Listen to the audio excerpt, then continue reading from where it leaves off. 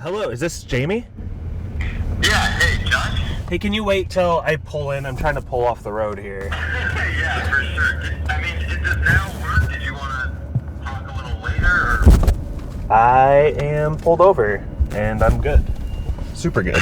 I'm sorry for being so rude right now. I'm Josh Long. I'm a producer at Grotto, and as you know, Grotto did like a video story on you like 2 years ago. Yeah, it's funny. I don't know. Time doesn't make sense anymore to me. I don't even remember when that was. I was like, was that 4 years ago? 2 years? I can't even remember. Our senior producer, Javi, he thinks air guitar is like the best Grotto story. Like, it's his favorite story we've done out of the couple hundred mini docs we've done. And there's another story about a Trappist monk from Kentucky. He actually lives in a monastery. So we're comparing and contrasting these two stories, right? We have you and your friends in Boston going crazy on the air guitar in front of people. Yeah, for sure. And then we have these monks who are largely silent in the middle of the country. Javi felt so strongly about the connection between these two stories that him and our other hosts, Sarah Toms and myself, we took the 5.5-hour trip from South Bend to Trappist, Kentucky with a laptop to show this particular monk your video. Wow, what was the reaction, or I'm interested in what he had to say. Well, it all started with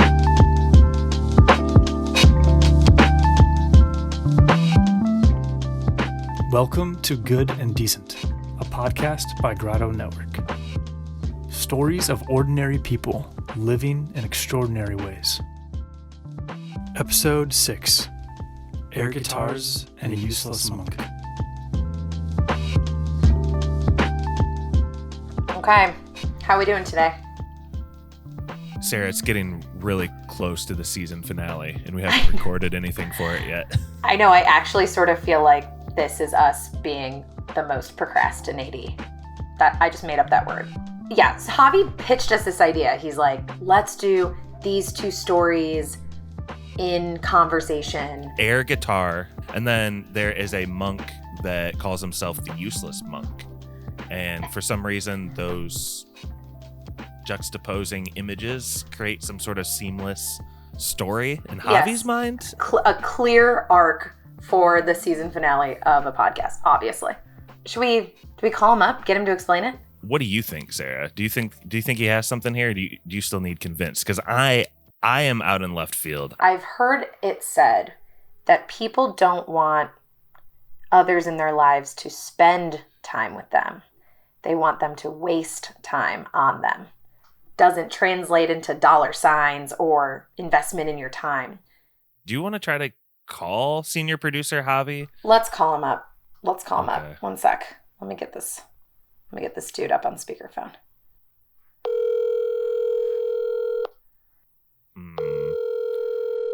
It's not looking hopeful. Kind of a first or second ring pickup sort of dude. Hello, this is Javi Zubizarreta. Sorry I missed your call. Please leave a message. No. We're not. Sarah, why don't we just show the air guitar video essay? Yeah. Like, you want to just toss to that? Yeah, we need to let's put it out there for the people. Hit the tape.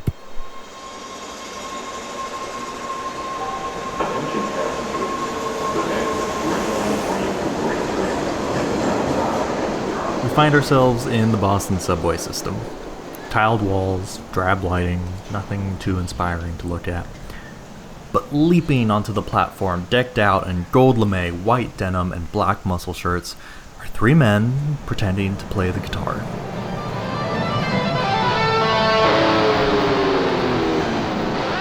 They're all grown men, but they're rocking out with all the fury and fire of a 5-year-old pretending to be Eddie Van Halen. It's awesome. Meet Jamie, champion air guitarist. Air guitar is exactly what you think it is. Pretending to play an instrument that is not there. It's the 2013 National Air Guitar Finals, and Jamie is on stage in khaki pants and a nice button-up. The opening theme of Full House starts to play.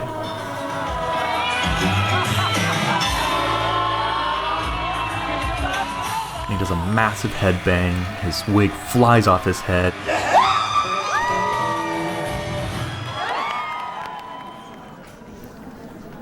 It's the 2016 US Air Guitar Finals now, and Jamie is back on stage as Link from the Zelda video games. Tongue spitting in and out, the whole crowd is going wild.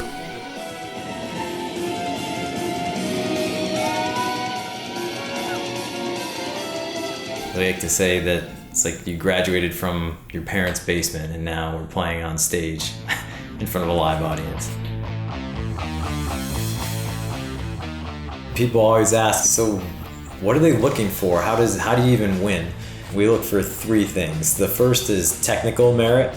You don't have to know the notes you're playing, but at least make it look like it matches the music. The second is stage presence, and the third is airness. And that's when it becomes less about air guitar and becomes more of an art form in and of itself. Or, as we like to say, you know it when you see it. I think Vlad DM Whaler said it best, and he said, if you get mad that you lost at air guitar, that's when you really lose. So when producer Aria Swar first pitched the story to me, I asked her how she'd bring it to life. And to my complete surprise and glee, she took Jamie and his two buddies onto the Boston subway at rush hour, right after a Penguins game, and had them rock out for everyone on that train. So imagine a crowded car, hockey fans and commuters crammed together, and a man in dirty white jeans so tight they might as well be painted on is on his knees and then on his back, wailing on an air guitar, all while the stereo plays hair metal from the 80s.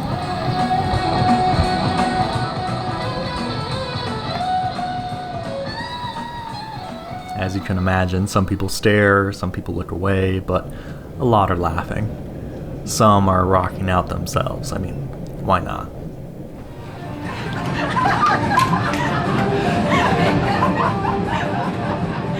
Jamie introduces us to one of his air guitaring friends.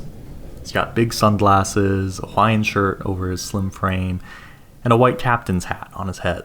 So some of the air guitar personas that exist out there, let's see, they typically have some type of play on words with air. I am Captain Airhab.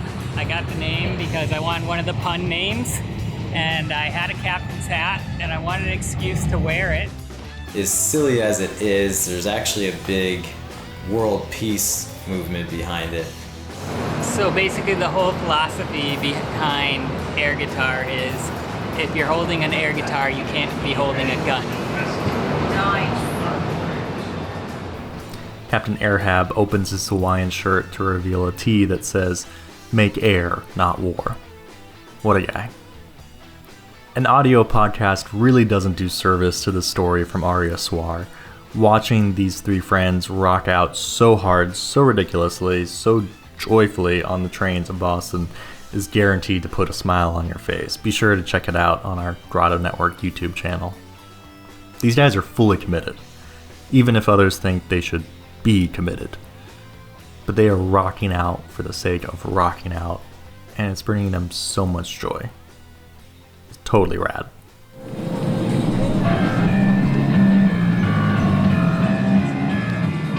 So it's definitely this silly thing that brings a lot of wonderful, loving people together, and that's how I look at life. I mean, why do you want to take life so seriously all the time? I don't, so...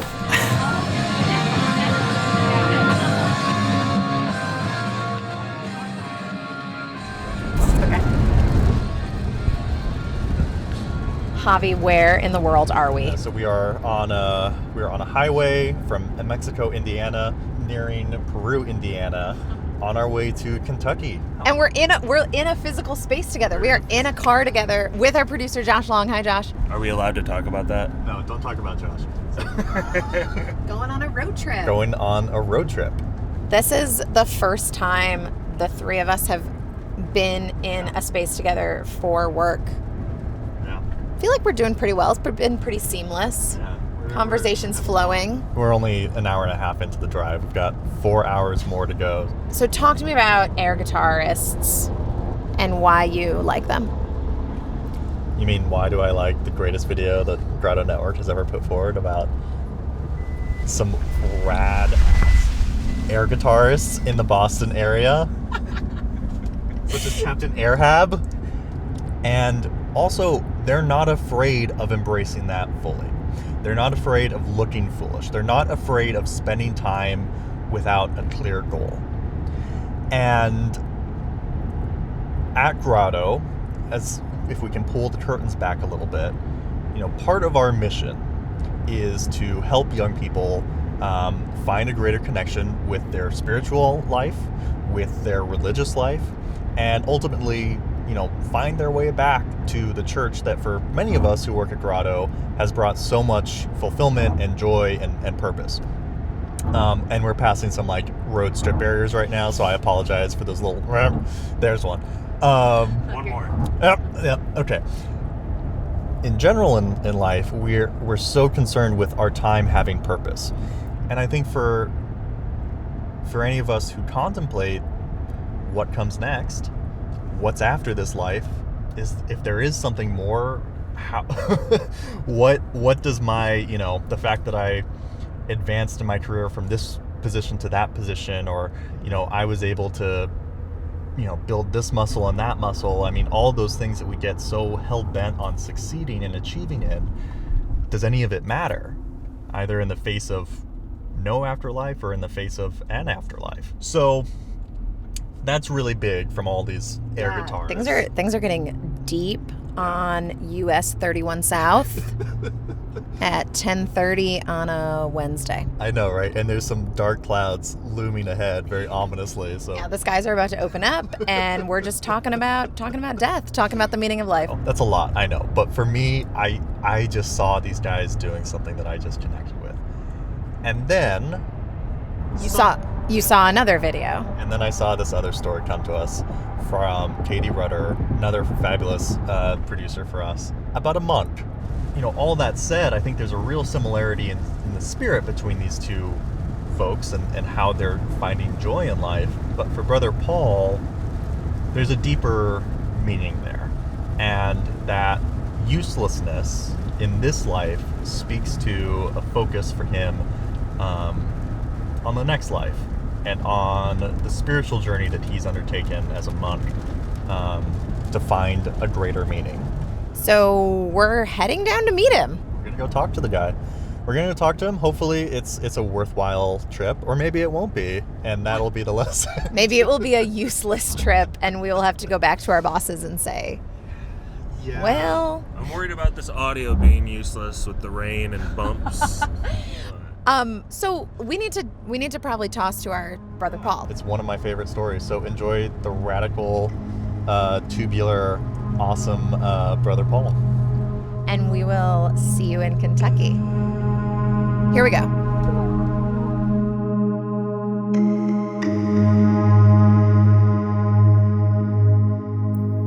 Sometimes I feel like I'm stuck in a rat race. Like I have to run at a breakneck speed to be worthy of my place on Earth. I think that's why I drove deep into Kentucky, over the gently rolling hills, past a few lonely farms. I wanted to meet Brother Paul.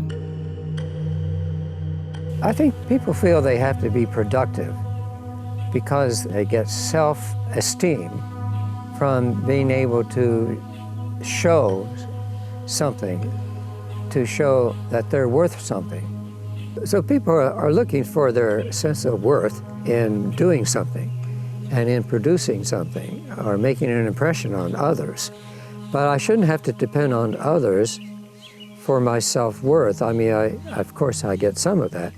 But at the core, my value, my sense of worth comes from knowing that I am loved by God.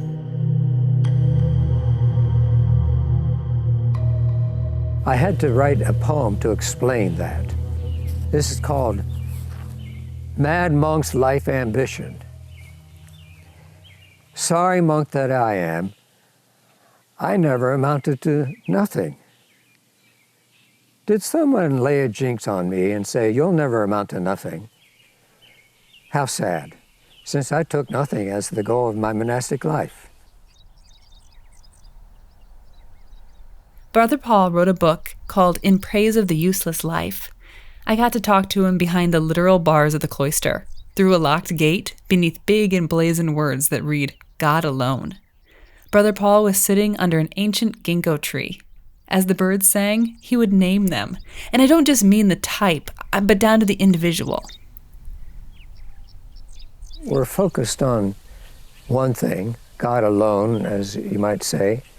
We're not serving any practical purpose. Well, we produce fudge and we produce fruitcakes. But so what? You know, there's no external justification for our life. So that, you know, by all appearances, we're useless.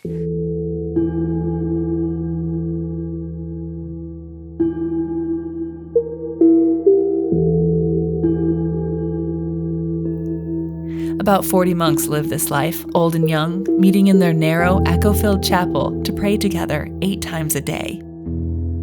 They do have some small tasks, like making baked goods to support the abbey. Brother Paul writes and takes photographs. His images are moving. One shows several white robes hung side by side against a white wall. Another is of his own shadow, cast next to a rusty downspout. Sometimes a photograph will just surprise you, and I was looking out at the rising sun, and I turned around and I saw my shadow on the wall. And then the shadow turns this way and the pipe goes that way. I thought that was kind of curious. After the video wrapped up, a team member at Grotto asked me if Brother Paul sells his photographs. I didn't know, so I sent him an email to ask him. Here's the response I got. I do sell photographs, but I have no marketing. It all takes place face to face.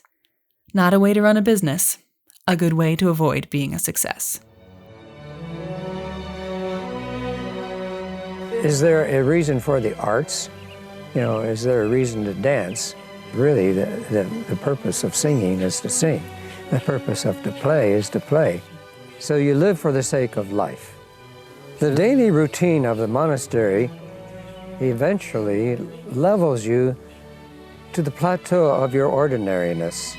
Ambition and striving fade into the background, and life lived in God is sufficient.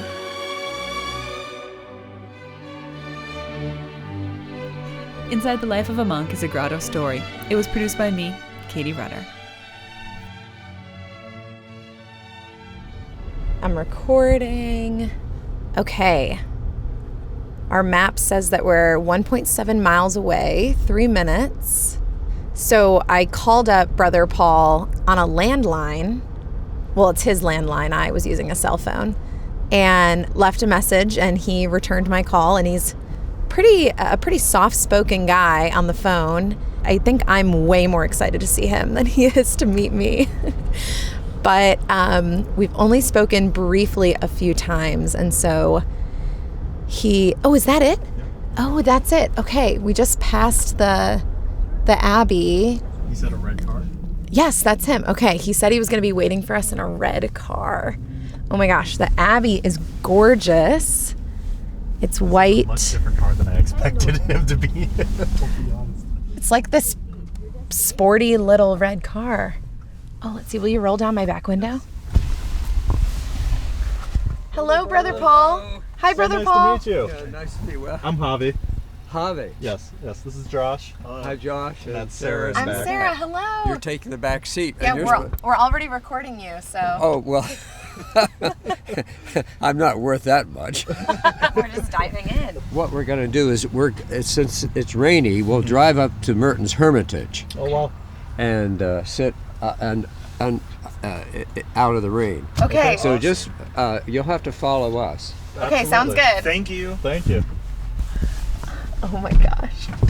Brother Paul just told us that we are going to, he said it so casually, Merton's Hermitage.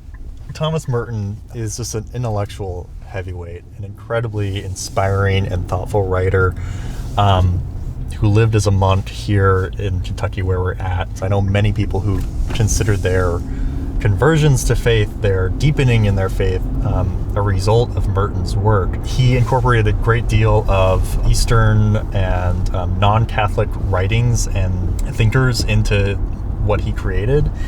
And through the years, he's just been a huge influence on people. So now we're not even on really a road anymore. There's like basically it's just a little path through the grass. And Brother Paul is, oh yeah, we're sliding around a little bit. Oh my God. Okay, so as we approach, it's kind of this little white box of a house. I can see a stone chimney coming up the back and a bunch of firewood on the front porch with a little table and 2 chairs right outside. The grass in front is all kind of overgrown and lush and a lot of firewood. Wow. Should I try to park there or just where I am? Perfect. Okay, here we go. Okay.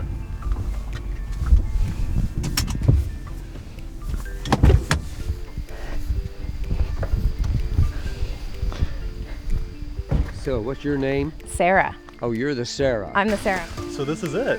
Yeah, I figured it'd be an adventure for you to come up here.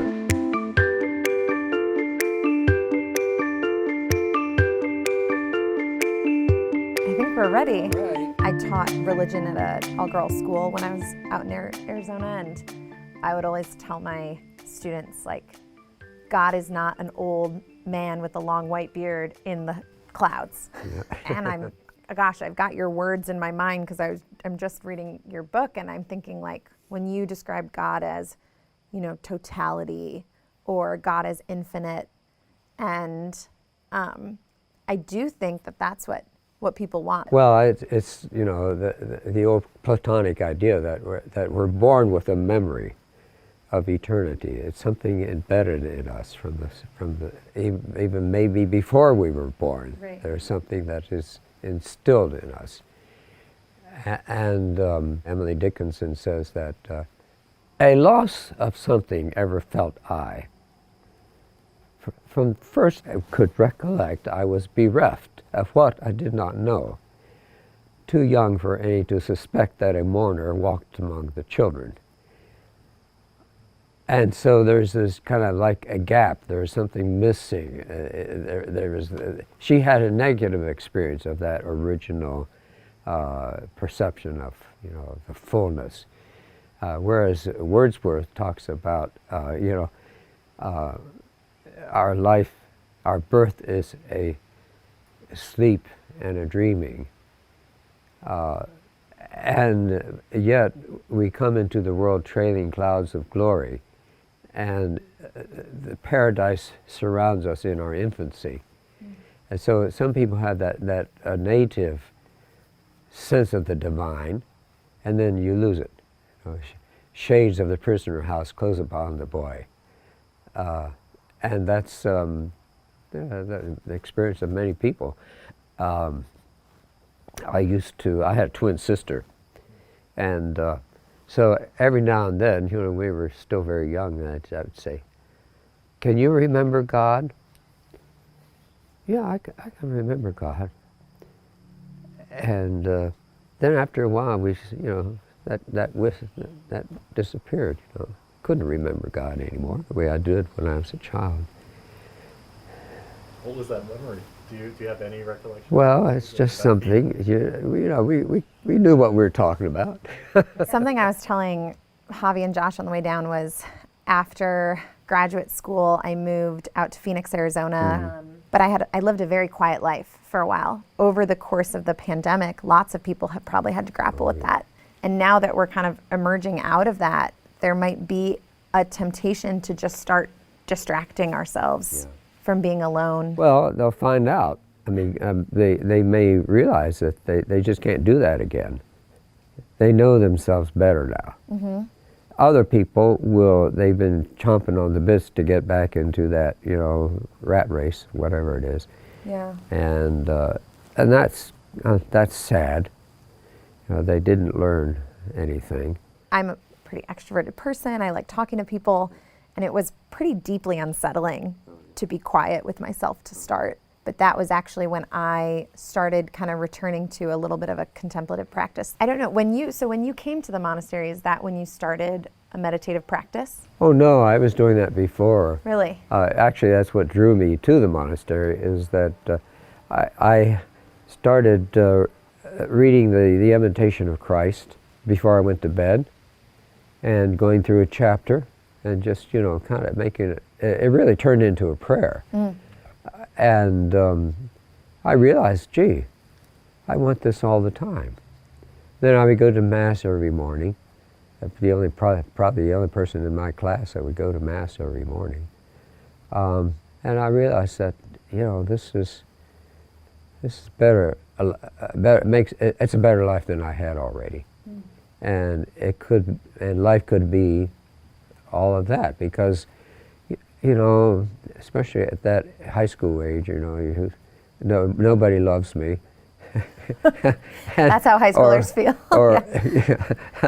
Or you're looking around for love, and you think you found it here or there, and you don't have to look around. It's there. Love is something imminent. It's immediate. Christ is always there with this love, and once you discover that, then you can live inwardly. Real friendships start as a gift. You can't go making a friend. The friendships are they seem to make themselves. Sure. And circumstances, can lead to, and sometimes friendships just kind of, somebody has to move to another part of the country, or these things come and go. It was hard for me to see him go sometimes. Usually is, still is. None of that is something you can control. And if you try to control other people, even with a good intent of being friends, right, it's a compromise. It adulterates the friendship. Yeah, I have a friend from college who graduated and worked a pretty intense job in investment banking in New York City, and after a few years of doing that, of just working 120-hour plus work weeks, and he kind of felt like he was losing himself. I don't think God expects as much of us as we expect of ourselves. And maybe God doesn't expect much at all. We simply have to find out what is the natural and appropriate thing. You are a gift of nature, a gift of God to the world, and the important thing is to be a gift, not to produce, but to be. So being is something more important than doing. And most people don't really learn how to be, to begin with. And any doing that is of any value has to come from being. So how do you be? Well, where do you start, I guess? Yeah, that's a good question.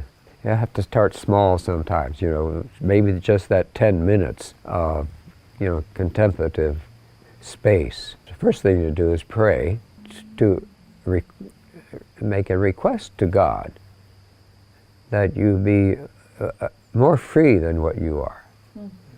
God's not ashamed of that kind of request. We're called to be free. We're meant to go, Christ, gave us freedom, and Christ wants us to be free. And we don't really know what freedom is.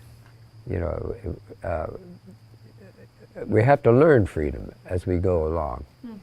And so if you make that, we speak in terms, I want to be free to do what I want, is what most people mean by freedom. But what you want is just another trap. Meditation really is just kind of a practice of being. Just be in the moment, see the moment, feel the moment. And then you then the roots start to grow, and the leaves will start emerging. But it's, to a great extent, an unseen process. It's an invisible process. Because it's happening inside, interiorly? I mean, you might be able to sense it, but it's like the tree growth, as Emily Dickinson says, growth of man, like the growth of nature, gravitates within. Sun and atmosphere endorse it, but it stir alone. Each its difficult goal achieved by the solitary prowess of a silent life. And then she goes on to other things, but to me that bespeaks the monastic life. Yeah. You said that she was kind of your soulmate poet. Yes. You still feel that way? I still read her, 3 or 4 poems every day. Wow. And you have them memorized, many memorized? Many of them memorized. Yeah. Brother Paul, in your book that I've been reading, you talk about how life with God is like a dance, but it's also like wrestling. Yeah. Well, there again, even wrestling, it's not a matter of controlling. It's all a matter of leverage and trickery, and taking advantage of the other person's moves. So, not that I've ever wrestled, but I like watching, the collegiate wrestling, and Olympic and stuff. But and I can see, manifestations of strength, but that only happens at certain moments. Most of the time, it's just movement and knowing how to get around another person, and so more like a dance, really. Yes, yeah. So I was telling Josh that I once heard someone say that you don't want someone to spend time on you. You want them to waste time with you. Good, yeah. Do you like that? Yeah, I mean, I come up here to the Hermitage once a year for a whole week, and I'll pack up all my food, and then I have a whole stack of books that I'm going to get read when I'm up here. Well, I almost never read more than a fraction of those books. What do you find yourself doing? Well, vacating. Good. Yeah. Are we hoping to show Brother Paul our air guitar friends? Embarrassed doing it here in such a sacred. So we have an intuition that your story and your life is linked to a very disparate story. Okay. And we're going to show it to you and just see what you think about these people. So here's my counterpart. Please. And please know this is. Hey, that's pretty cool. That's pretty cool. Air guitar is exactly what you think it is. Pretending to play an instrument that is not there.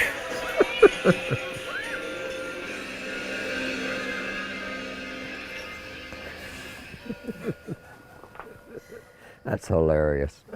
So what do you think? Oh yeah. Well, I can see the connection. You can? Yeah. You can, because I'm going to be honest, when Javi pitched you and them to us, our producer Josh Long did not get it.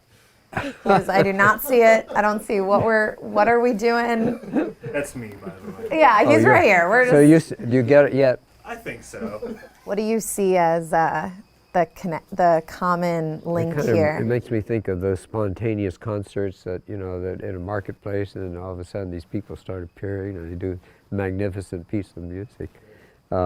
It's very entertaining. I'm sure that people on the subway, if I'd go home to talk about it. Definitely.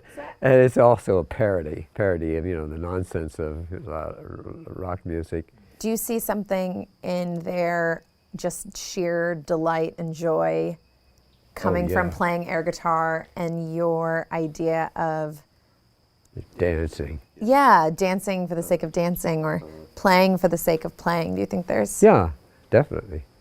I don't have anybody around me when I'm dancing. I just do it for the sake of dancing.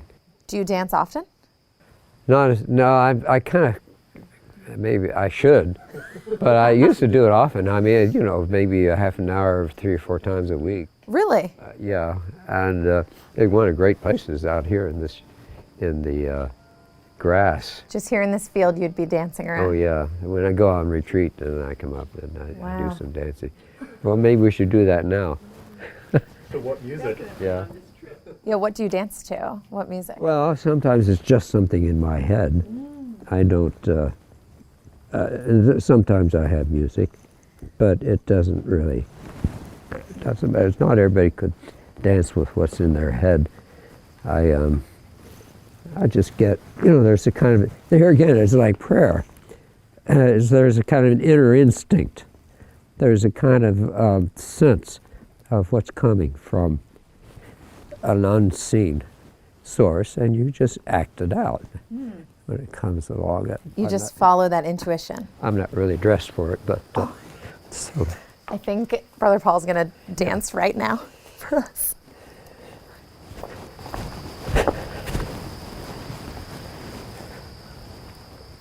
When Brother Paul surprisingly took his shoes off and started walking out into the field, we all kind of froze. And it's no ordinary dance. It's weird. It's silent, interpretive, somewhere between what you might expect a hippie at Woodstock to be doing and the warm-up the lead character might be doing in a 60s kung fu movie.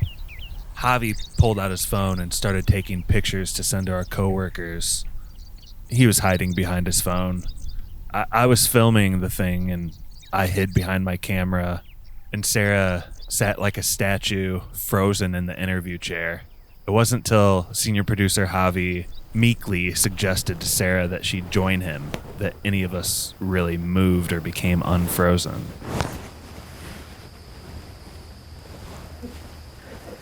Sara, you want to go? Sure, let me take my shoes off first. I gotta be like Brother Paul. Oh my gosh.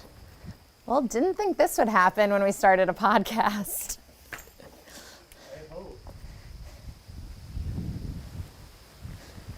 You just move.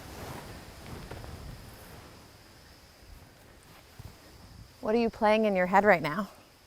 I'm not playing, I'm just feeling.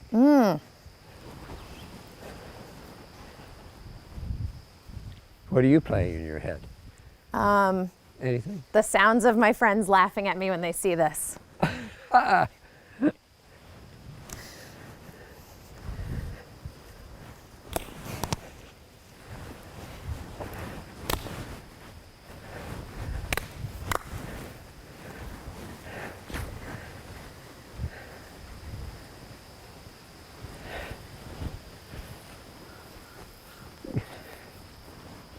Good way to get to breathing. Yeah, need to come out here and breathe. So I'm not imitating anything. I'm not going, I'm just Just feeling nature, letting nature move in me with a kind of a rhythm. You have way more rhythm than me. Okay. Wow, bravo.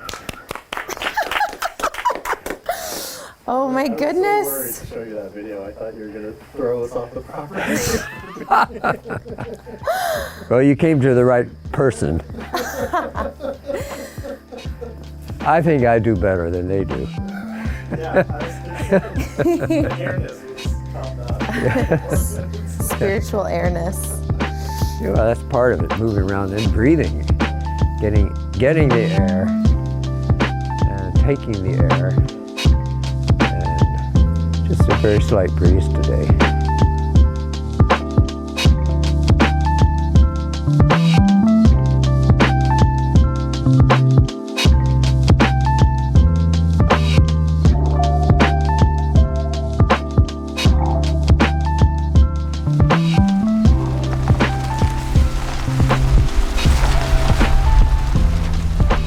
On the front step of Thomas Merton, I mean, if not a saint currently, correct me if I'm wrong, or I could be wrong. Yeah, gonna be one. Going to be a saint, so like that is a high place. And also, I'm just gonna take a victory lap here to just say, see, I told you guys, there's totally a connection between those air guitarists and that monk who just took off his shoes to dance to interpretive. Okay, he wasn't just disco boogieing. He was doing like Sarah. It was like a lyrical dance with no music. This episode was hosted by Javi Zubizarreta and Sara Toms. It was produced and edited by Josh Long. Grotto Network is senior producer Javi Zubizarreta, senior editor Josh Noem, Liz Colleran is our assignment desk and event program manager, Michaela Douglas, web content strategist, Becky Ottman, graphic designer, Adrian Garalde is our social media manager, Josh Long, producer, Ben Cruz, associate producer, Tara Kelly and Aaron Williams are our treasured video interns.